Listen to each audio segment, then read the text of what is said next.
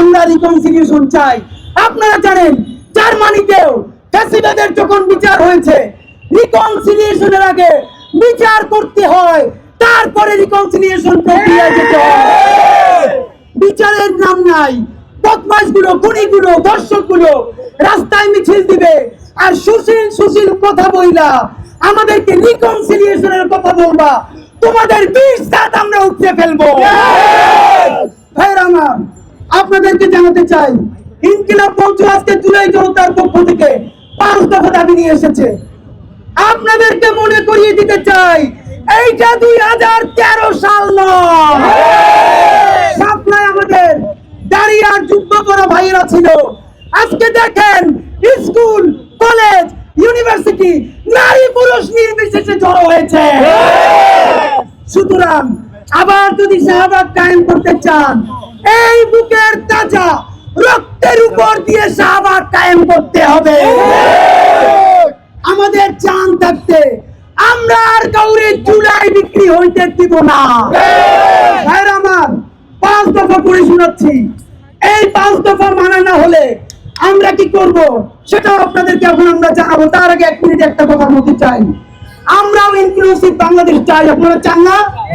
হিন্দু থাকবে, মুসলমান থাকবে, আর বাঙালি ক্লাস থাকবে, গরিব থাকবে, তবে ইনক্লুসিভ বাংলাদেশের নামে হিন্দুত্ববাদী আগ্রাসন মানি না। আমারে তুমি ইনক্লুসিভনেসের কথা বইলা, আমারে দিয়ে তুমি আরতি করাবা, সরস্বতী পুজো করাবা, আর তোমার কোরবানিতে দাওয়াত দিলে বলবা সাম্প্রদায়িকতা। এই সাম্প্রদায়িকতা করার সময় আর বাংলাদেশের না। ভাইরা আমার, জুলাই জনতার পক্ষ থেকে আমি আপনাদেরকে 5 দফা করে শোনাচ্ছি। এই 5 দফা না মানলে আমরা এক্ষুনি আমাদের কর্মসূচি ঘোষণা করব। 1, জুলাই জনতার মানববন্ধন থেকে ইনকিলাব মঞ্চের 5 দফা। 1, ধর্ষণের সর্বোচ্চ শাস্তি নিশ্চিত করতে দ্রুত বিচার ট্রাইব্যুনাল গঠন করে 90 দিনের মধ্যে মামলা নিষ্পত্তি করার ব্যবস্থা করতে হবে। একই সাথে কেউ যদি ধর্ষণের মিথ্যা মামলা করে তাকেও সর্বোচ্চ শাস্তির আওতায় আনতে হবে।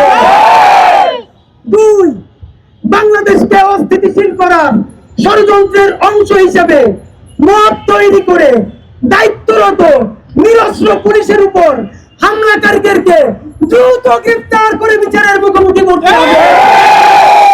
3, অবিলম্বে শাপলার কোষাই, লাকি আক্তার ও তাদের রাষ্ট্রদ্রোহী দোসরদের গ্রেফতার করে শাহবাগে 2013 সালের রাষ্ট্রবিরোধী সকল ষড়যন্ত্র উন্মোচন করতে হবে। মনে করিয়ে দেই, সবাই জানতো বিদেশের এম্বাসি থেকে শাহবাগে 20 কোটি টাকা দেওয়া হয়েছিল।